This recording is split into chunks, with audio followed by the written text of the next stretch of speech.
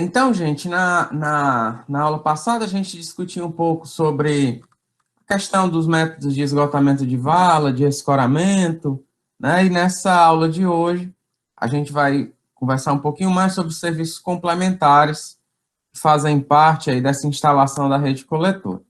Portanto, quando a gente faz ali a colocação da tubulação no fundo ali da vala, já devidamente nivelada, devidamente regularizada, etc., a gente faz a ligação, muitas vezes ali já no PV de montante, no PV de jusante, faz já muitas vezes ali as ligações prediais, né, ali dos diferentes ramais prediais que estão chegando ali naquele coletor secundário, a gente faz antes do reaterro total da vala, a gente faz alguns testes que vão demonstrar tanto a questão da declividade, né, de uma certa forma, o nivelamento ali em uma única declividade, digamos assim, né, de um trecho A para um trecho B, e também alguns testes que muitas vezes são feitos anteriores mesmo a essa instalação ali, né, dos ramais prediais, que vão demonstrar que aquela ligação ponta-bolsa entre os tubos, ela foi executada de maneira correta, tá? Então, esses testes, eles são os testes de alinhamento e testes, né, ali da fumaça, que são os mais comuns. O teste de alinhamento, o teste do espelho, eu já falei um pouco desse teste anteriormente. Ele consiste de quê? Consiste em você colocar, aqui não vai estar nenhuma figura, mas basicamente consiste em você colocar no teu PV de jusante, colocar um espelho, e no teu PV de montante, colocar, por exemplo, uma lanterna. E aí a gente verificar se a gente consegue ver, né, aquele feixe de luz advindo, né, proveniente ali da lanterna. Né? Significa dizer que está batendo no espelho, lá no outro PV e está retornando, na verdade. Então, desse modo, a gente meio, né, que entende que aquele trecho ele foi executado em uma única declividade, né, a declividade de projeto, e que ali dentro daquela tubulação não foi deixado nenhum tipo de material que pode entulho, resto de solo, enfim, né, esse tipo de material que pode atrapalhar a questão do escoamento gravitário ali dos esgotos, quando a minha rede for colocada em operação, tá? Então, esse aí é o teste de alinhamento, também conhecido como teste de espelho. O teste da fumaça, ele vai revelar outro tipo de patologia, né? Que é exatamente a problemática na ligação ponta-bolsa ali da minha tubulação. Então, o que é que a gente faz? A gente coloca uma espécie de bujão aqui, ó, no tubo, né? Na cabeça do tubo que eu estou fazendo ali o teste da fumaça. E aí, ó, vocês estão vendo que aqui existem várias ligações ponta-bolsa. E lá na cabeça, na outra extremidade, eu coloco uma máquina de fumaça. E aí, obviamente, né, que eu vou avaliar nessas ligações aqui, né, especialmente na ponta bolsa, se vai sair fumaça em alguma dessas, né, dessas ligações. Se sair, significa dizer que a estanqueidade ali não está plenamente garantida. Portanto, eu dou uma avaliada ali, que tipo de solução, encaixar um pouco mais o tubo, né? Eu vou vendo ali que tipo de correção vai ser necessária para evitar exatamente esses vazamentos, tá bom? Então, esse aí é o teste de vazamento ou teste da fumaça.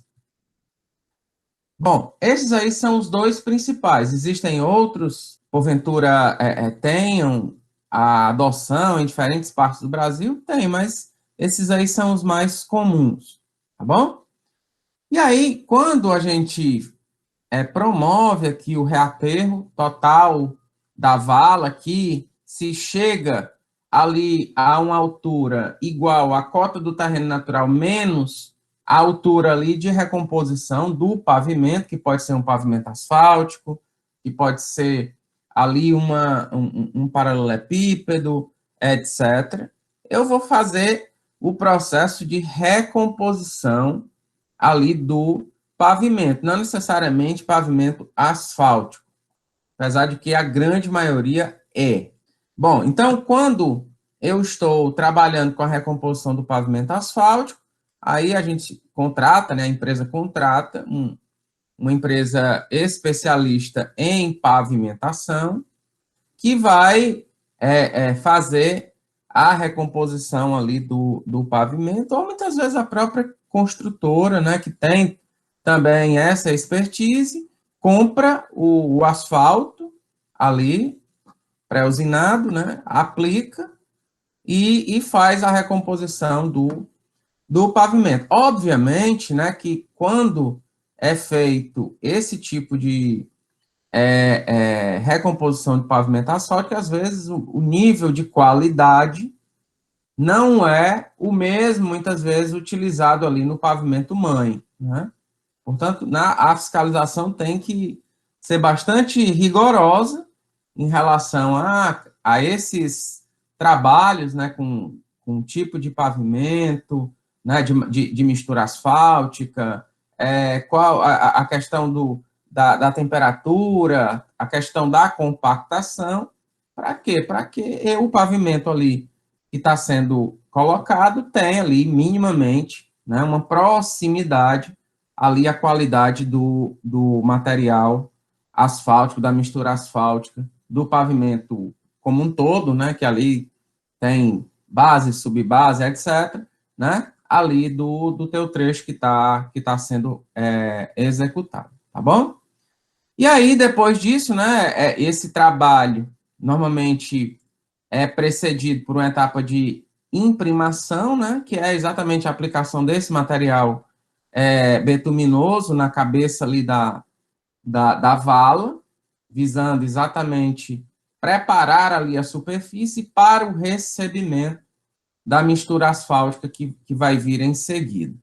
Obviamente que depois desse espalhamento aqui, tem todo um processo de compactação ali que, como o trecho muitas vezes é muito estreitinho, né? Dependendo ali do tipo de trabalho, se usa um compactador, né? Não tem aquela presença, muitas vezes, de um rolo compactador, que é bastante comum ali nas atividades, nos trabalhos, nas execuções de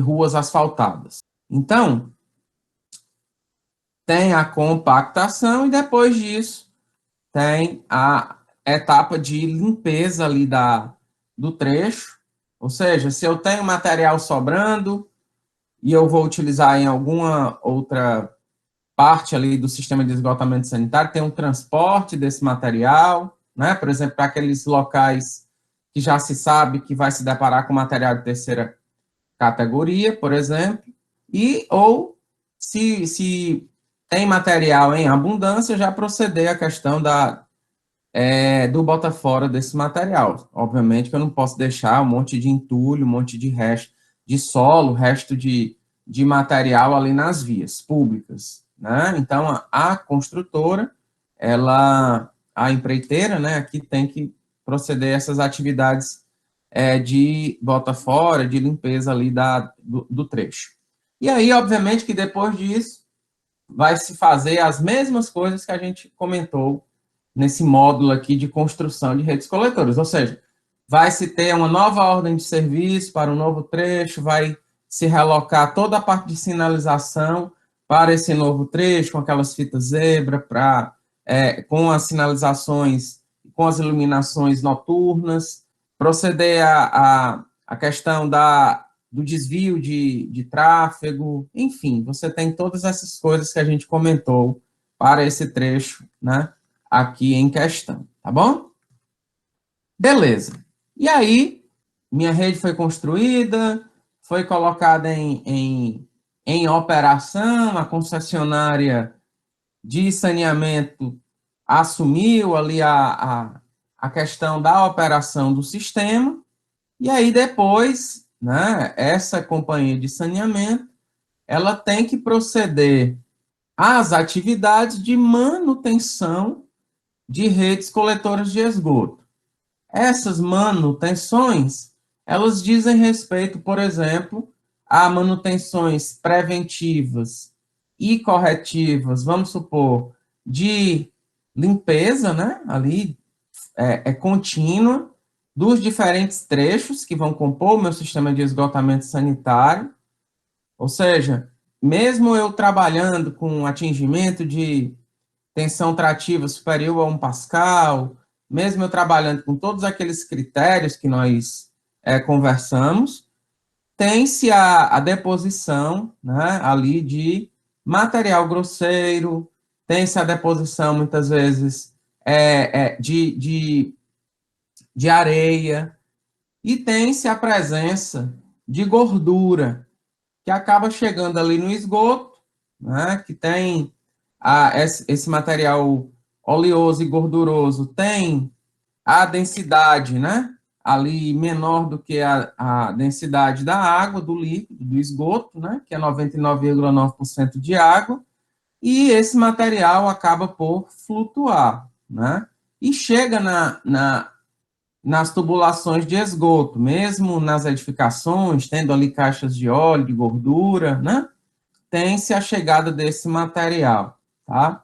E aí, esse material muitas vezes vai se acumulando ali na rede coletora, muitas vezes transborda nos postos de visita esse material, e tem-se que se proceder tanto essa limpeza preventiva em calendários ali pré-definidos pelas companhias de saneamento, dividindo ali o sistema de esgotamento sanitário em trechos e esses vários trechos em um cronograma ali de limpeza. No dia A vai ser o trecho A, B e C, no dia B vai ser os trechos D, E e F, assim sucessivamente, né?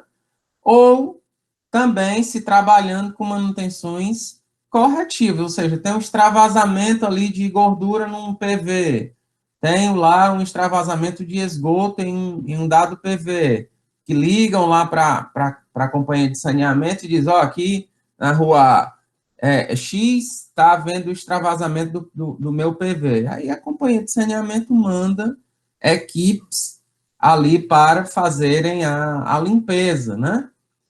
E essa manutenção também ocorre para a questão das tubulações, ocorre para a questão das estações elevatórias de esgoto, ou seja, todos os elementos que compõem esse sistema de esgotamento sanitário, né? Reparo em bombas, troca de bomba, reparo de tubos, troca de tubo.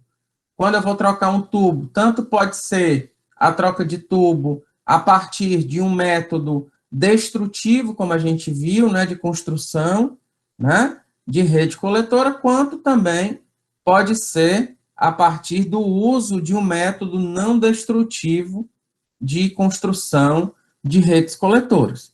Portanto, essa manutenção, né, é uma etapa extremamente importante ali da operação do sistema de esgotamento sanitário, e, portanto, depende grandemente da gestão ali da companhia de saneamento, né? Assim como da rapidez operacional que muitas vezes é requerida quando você tem ali, por exemplo, um extravasamento de uma rede coletora, quando uma bomba pare, muitas vezes não tem bomba reserva, tem um extravasamento do esgoto ali no posto de visita, etc. Tá bom?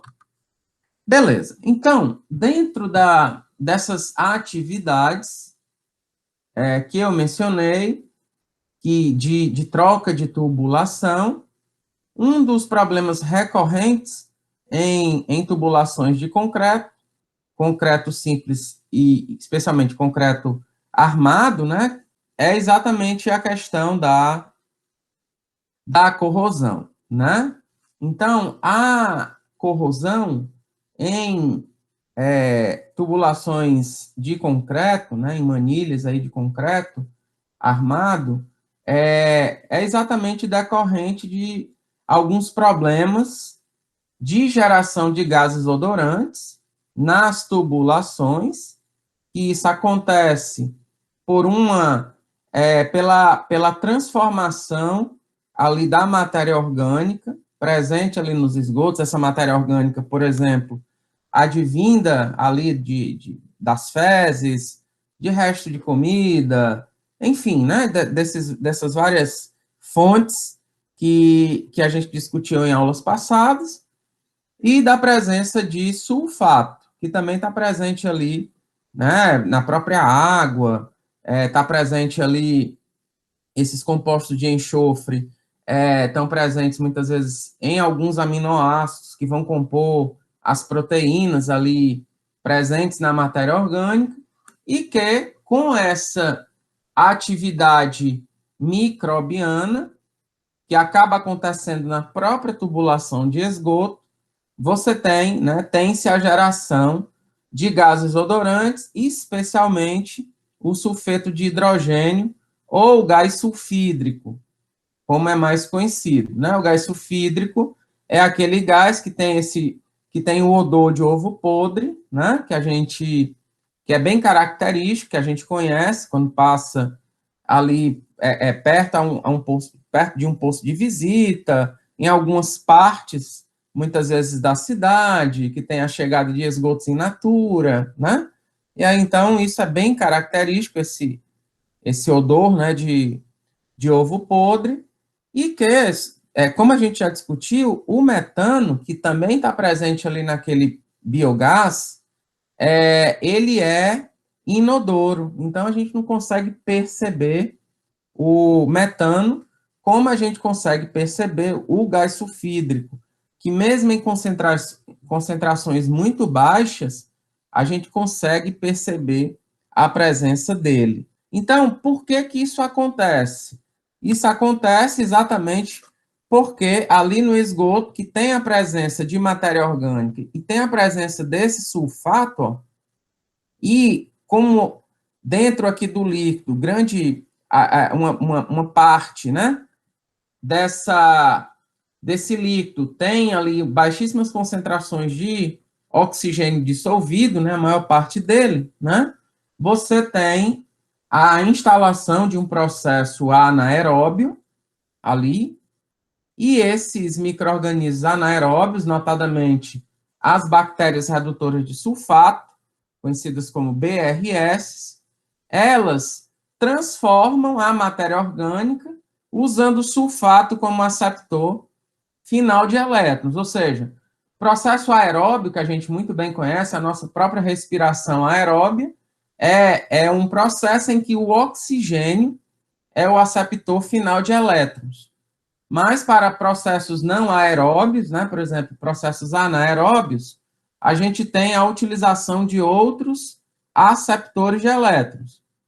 Por exemplo, o processo de formação de metano, que vai estar presente ali naquele biogás, é um processo em que o aceptor final de elétrons ali é o CO2, ou bicarbonato, na realidade, né? Mas, quando eu tenho sulfato, o sulfato, ele pode ser, né, um outro aceptor final de elétrons. E, após a redução desse sulfato, né, quando ele é reduzido, ou seja, é um processo redox, em que a minha matéria orgânica é oxidada e o sulfato é reduzido. Esse sulfato aqui, ele é transformado em gás sulfídrico, em sulfeto de hidrogênio, vamos chamar assim, tá bom? Não é não é a única espécie de enxofre, né, aí, mas é a principal para essa parte aqui da nossa disciplina, tá bom? Bom, então, o que é que acontece? Esse gás sulfídrico, tá aqui ele aqui, ó, H2S, ele se desprende aqui do líquido e acaba se depositando aqui nessa parede do tubo, né? Especialmente nessa parte superior, quando ele se desprende, se aloja por aqui. Só que lembrem que nessa tubulação, a gente sempre projeta ela para ter um espaço gasoso, né, ali. Por quê? Porque o tubo não trabalha como conduto, né, forçado, que é um espaço que está circulando ali, muitas vezes, o ar atmosférico que contém oxigênio.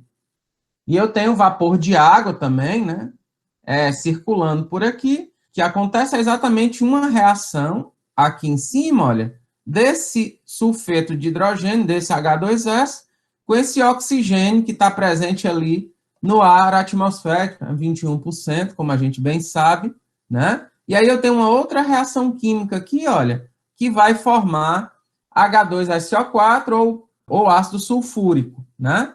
E esse ácido sulfúrico, ele vai corroer, muitas vezes aqui, essas barras de ferro, causando, desta forma, problemas de corrosão. Essa corrosão causa expansão, muitas vezes aqui do concreto, né? Lasca ali, causa trincamentos, fissuras, etc.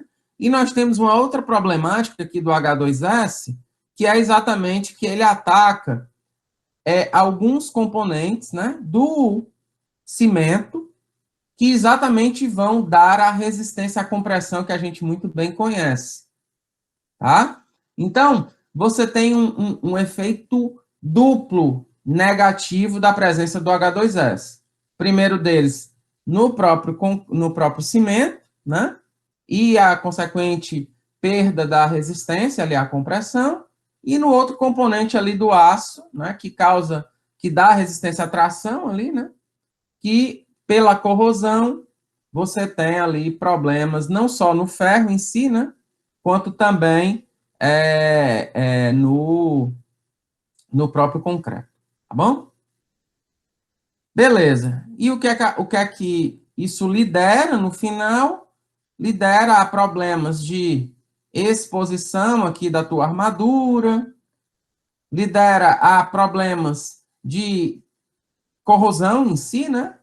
Mais ali ataques de outros elementos eventualmente presentes, cloretos, por exemplo, né? Mas principalmente o H2S, que vai formar ali o ácido sulfúrico, e você tem também outros processos ali de expansão, né, do concreto. E aí, ó, isso pode, lembrem que acima desse meu tubo, a gente tem ali o próprio solo, a gente tem ali a passagem de veículos pesados, muitas vezes, e aí, com isso, nós temos, muitas vezes, o total colapso da minha tubulação de concreto. Eu falei que quando a gente usa PVC, a gente não tem esse problema, exatamente porque o PVC é resistente à corrosão, mas lembremos que o PVC é limitado ali a 400 milímetros, e que em situações acima de 400 milímetros, o concreto, né, a manilha de concreto, ainda é grandemente utilizado. Portanto, muitas vezes, dependendo ali do grau de ataque do H2S, do grau de ataque que vai depender também do tipo de material ali, da própria manilha, porosidade, recobrimento, né? Se houve a utilização de algum tipo de agente para melhorar essa questão da resistência a sulfatos, por exemplo. Então, você tem todos esses fatores que, se tem, por exemplo, a presença de a colocação de um material betuminoso nessa parte superior aqui da tubulação, que acaba protegendo, né, uma proteção por barreira, né, ali que acaba protegendo a tubulação, e aí, obviamente, que isso todos esses fatores vão contribuir no grau de ataque e também na vida útil da tubulação. Portanto, dependendo do grau de problema, né, assim, do grau de ataque, a gente pode fazer uso de um processo de substituição total dessa tubulação, ou algumas vezes de reparo naquelas tubulações que estão com algum processo de corrosão, de trincamento, né, ali mais evidente.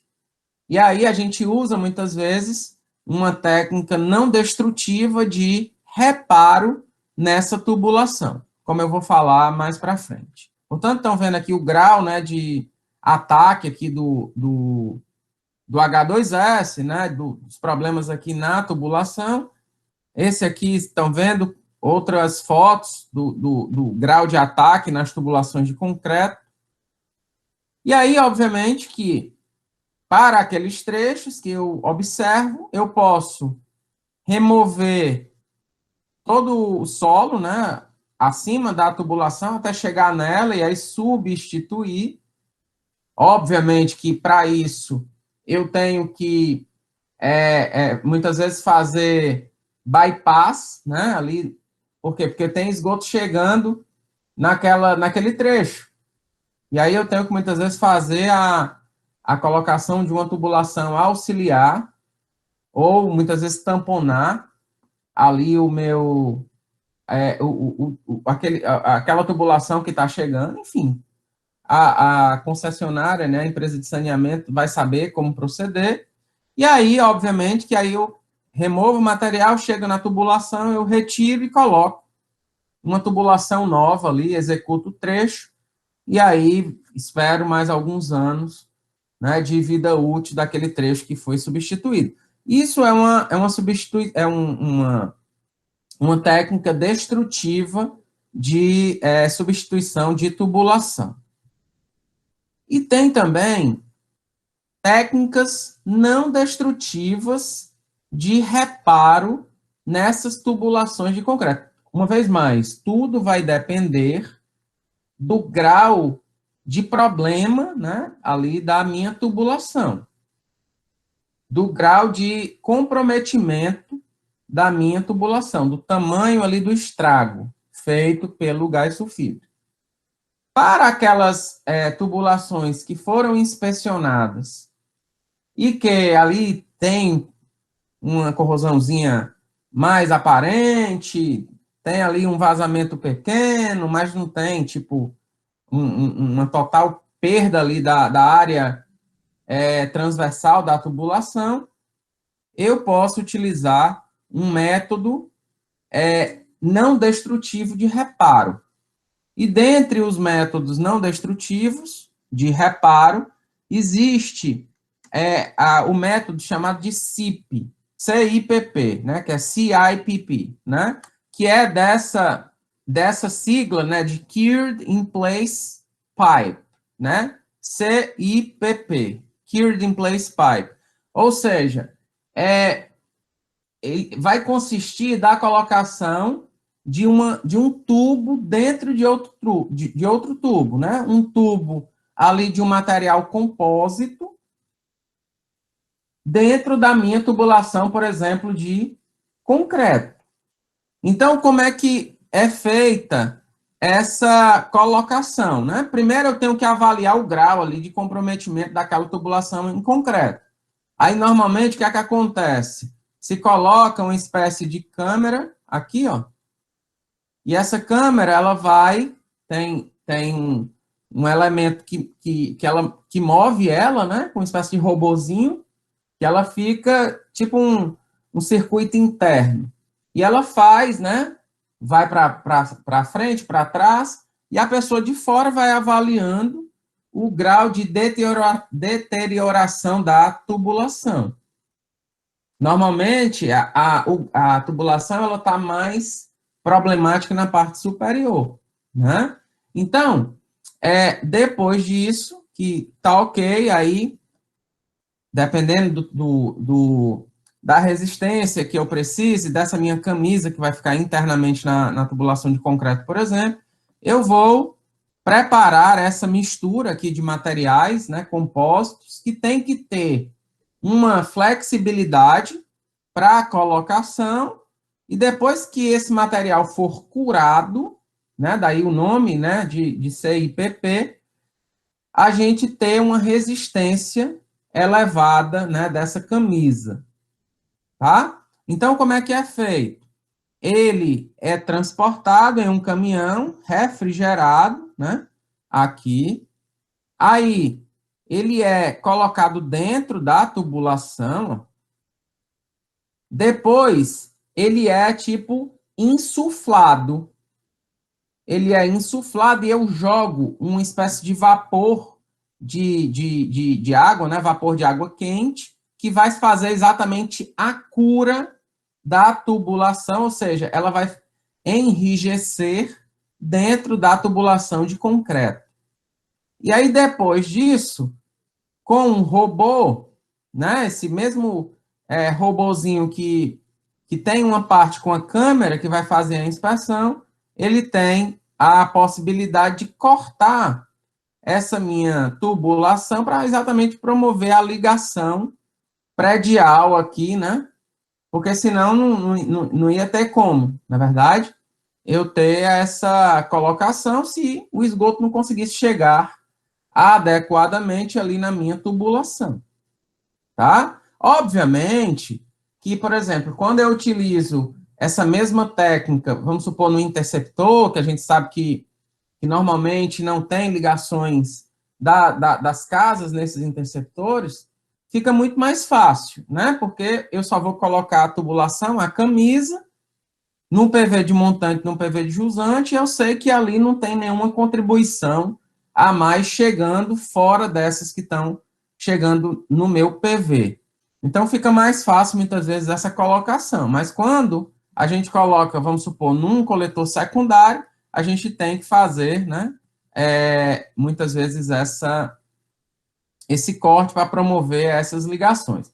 Obviamente, né, que isso aqui raramente acontece, né, quando, não vou dizer 100%, mas quase 100% das vezes, né, com toda certeza, em tubulações secundárias, né, porque PVC não tem grandemente problemas e normalmente, como são tubulações secundárias, é muito mais prático, muitas vezes, a gente fazer a troca tradicional de remover material, substituir, colocar a nova tubulação e reaterrar, etc. Mas, muitas vezes, em interceptores, né, nessas tubulações maiores, são posicionadas em ruas muito grandes, em ruas principais, muitas vezes ali daquela cidade, de tráfego intenso, e que muitas vezes esse barramento, né, essa relocação ali do tráfego impacta grandemente na operação da cidade.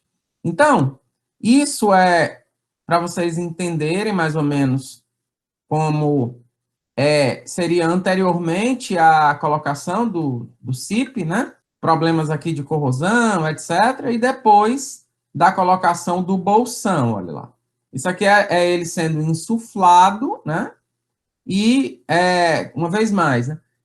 A gente insufla e, ao mesmo tempo, já promove a questão da cura da tubulação dentro, né, da outra tubulação. Então, para que isso fique claro, né, aí para vocês, eu queria passar um vídeo, né, que vai ilustrar um pouco melhor isso que eu comentei.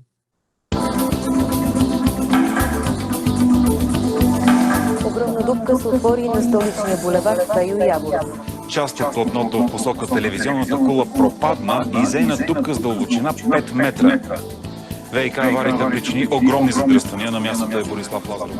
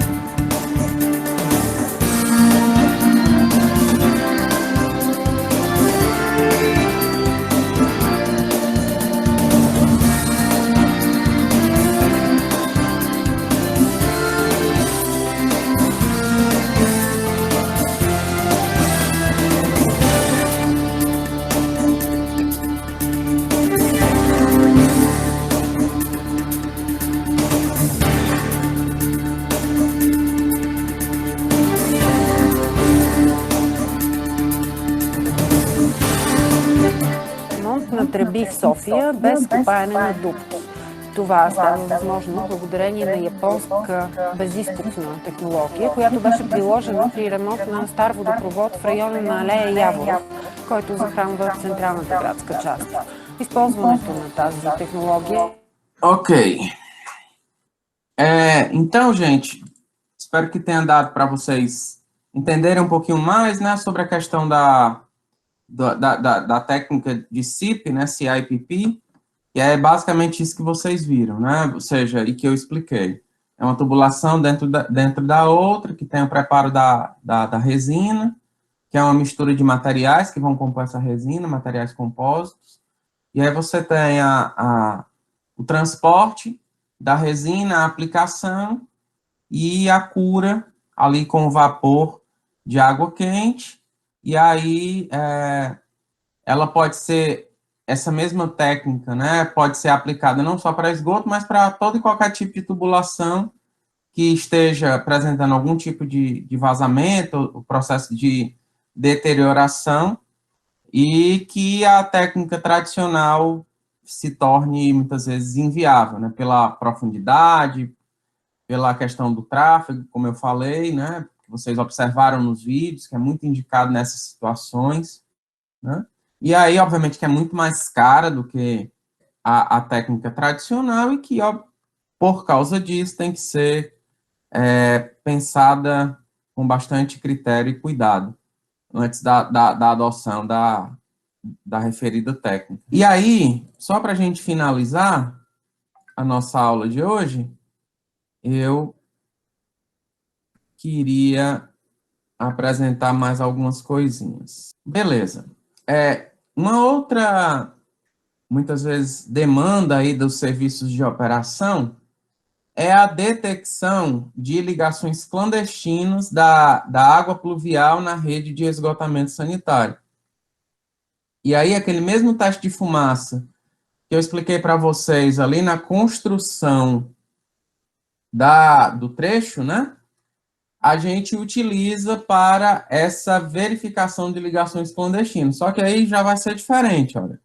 Eu vou colocar na cabeça do posto de visita uma máquina de que vai fazer fumaça.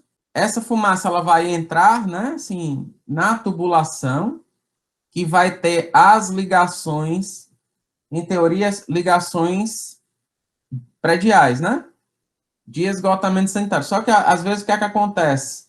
As pessoas acabam ligando ali a água pluvial de uma calçada, de um estacionamento, de um quintal, ou muitas vezes do próprio telhado das casas. Não tem para onde escoar, aí as pessoas indevidamente acabam ligando isso na rede coletora de esgoto. Então, essa fumaça, ela vai sair naqueles locais que estão ligados indevidamente. E aí, depois disso, a companhia de saneamento vai fazer uma notificação, se for numa casa, por exemplo, né, numa residência particular. Se for ali na via pública, ela vai proceder ali o bloqueio do acesso daquela contribuição da água pluvial, né? Então, esse é o teste da fumaça, olha. Quando ele sai aqui num telhado dessa casa, como vocês estão vendo, significa dizer que essa água pluvial aqui está caindo no telhado, está caindo aqui nas calhas, nessa tubulação vertical, que está sendo ligada ali na rede pública de esgoto, indevidamente, já que a gente já discutiu que o nosso projeto, nosso sistema, é do tipo separador absoluto, né? Então, isso aí é uma vista da aplicação do teste da fumaça para a detecção de ligações clandestinas. Em algumas situações, a gente faz uso também desse teste aí do corante, para ver se na parte inferior da tubulação tem algum tipo de vazamento, e aí joga, se o corante aflorar em algum ponto, né, já visto que material arenoso, muitas vezes ele acaba, por ser um elemento higroscópico, né, acaba aflorando um pouquinho, E muitas vezes, durante a construção, se tem algum tipo de dúvida, muitas vezes ele é utilizado para ver se as ligações na parte inferior ali da tubulação, elas foram bem executadas, tá? Isso é o teste do corante. Como eu falei, a manutenção preventiva e corretiva nos postos de visita, nos órgãos acessórios, vamos chamar assim, e também nas tubulações, nos trechos, vai ser para remoção de material que se deposita ali no fundo da tubulação e também material que se deposita nos postos de visita ou aqui, como vocês estão vendo, ou no próprio trecho. Daí, os equipamentos utilizados consistem de pá, de enxada, né, de rastelo, muitas vezes utilizado aqui para essa remoção, ou muitas vezes a gente utiliza os equipamentos ali de hidrojateamento ou de succionamento para fazer também essa limpeza. Jogo dentro aqui do posto de visita, como eu já mostrei para vocês, né? Essa tubulação aqui é de água pressurizada, que é a técnica do hidrojateamento, ela vai removendo todo esse material depositado ali nas paredes da tubulação, e aí depois, com uma mangueira de succionamento, esse material é removido e colocado para a empresa que está fazendo essa manutenção, levar para pontos de recebimento desse material, tá? Juntamente com, por exemplo, aquele material coletado na limpeza de fossas, né? A partir de empresas limpa-fossa, que são recebidos em alguns pontos estratégicos ali de estações da companhia de saneamento, estações de tratamento da companhia de saneamento. Bom, e aí esse material mais sólido, muitas vezes é mandado juntamente com os resíduos sólidos, né, ali para os aterros sanitários. Eu devo dizer que várias empresas de saneamento têm programas específicos para a coleta domiciliar de óleo, de gordura, né, assim, que acaba ajudando nas operações de manutenção da rede coletora, né? Existem também alguns programas das próprias pessoas levarem esse material para pontos estratégicos e, em função da quantidade de material, tem um abatimento ali na quantidade né, na conta de água. Enfim, você tem várias possibilidades e também de algumas iniciativas e projetos de recolhimento desse material e transformação desse material gorduroso aí, oleoso em glicerina, em biodiesel, enfim, você tem essas várias possibilidades. Bom, e aí isso aqui é a vista, né, de alguns postos de visita que acaba aflorando esse material oleoso, gorduroso, que é removido ali das tubulações, né, a partir ou de succionamento, como vocês estão vendo aqui, né, isso aqui é uma mangueira de succionamento, a mesma utilizada, como eu falei, nas limpezas de fossa, nas edificações, nas residências, e também quando a gente utiliza a técnica de hidrojateamento, né, como eu mostrei, tem aqui um líquido pressurizado que vai limpar esse material da tubulação depositado, e tem também o succionamento dele, né, para colocação ali em compartimentos que vão depois levar para os locais de recebimento de limpa-fossa, etc., também recebem esses materiais. Outra vista aí, né? Então, isso que vocês estão vendo, gente, é exatamente a operação nos postos de visita. Lembremos que o posto de visita, ele permite não só essa colocação, mas também tem uma escadinha que permite, eventualmente, a descida do operador para colocar mais facilmente ali para a limpeza no trecho. Mas lembrem que um posto de visita é um espaço confinado, né? Da mesma forma que um silo, da mesma forma que um tanque de acúmulo ali de lodo, por exemplo, um digestor anaeróbio, né? São espaços confinados, portanto, toda e qualquer limpeza, entrada de pessoas nesses espaços confinados tem que seguir todo o protocolo definido na NR33 aí de segurança no trabalho relativa a espaços confinados, né? Ou seja, tem que ter uma permissão de entrada para o trabalho aqui no espaço confinado, tem que ter toda uma verificação da atmosfera aqui do espaço confinado, os níveis de metano, níveis de H2S. Por quê? Porque você tem, muitas vezes, um risco para esses trabalhadores, certo? Então, eu vou até mandar depois um link para vocês, né, de uma recente tragédia que aconteceu na operação de sistemas fora do país, né, de estações de tratamento de esgotos, que lideraram aí a morte, eu acho que de 2 ou mais funcionários que estavam promovendo essa manutenção, né? Então, muitas vezes, os acidentes são decorrentes dessas atividades sem a devida fiscalização, né, sem o devido cuidado, né? Tem vários relatos de pessoas como esse senhor que entra aqui dentro de um PV como esse e devido aos níveis de H2S, muitas vezes ele desmaia e aí acaba, né, muitas vezes morrendo, e pessoas que vão tentar socorrê-lo, muitas vezes aqui acabam morrendo também. Portanto, eu sempre trago essa importância da execução dessas atividades ligadas à parte de esgotamento sanitário, seguindo todos os protocolos de segurança, de equipamentos de proteção individual, de uso de máscara, de verificação das atmosferas ali dentro das tubulações e unidades que compõem esse sistema de esgotamento sanitário, porque são atividades de fato, né, de riscos agudos e crônicos ali, né, e riscos de vida para os operadores. Vista lá, né, desses caminhões de succionamento, como vocês estão vendo aqui, né, o hidrojateamento eu já mostrei, e é isso, gente.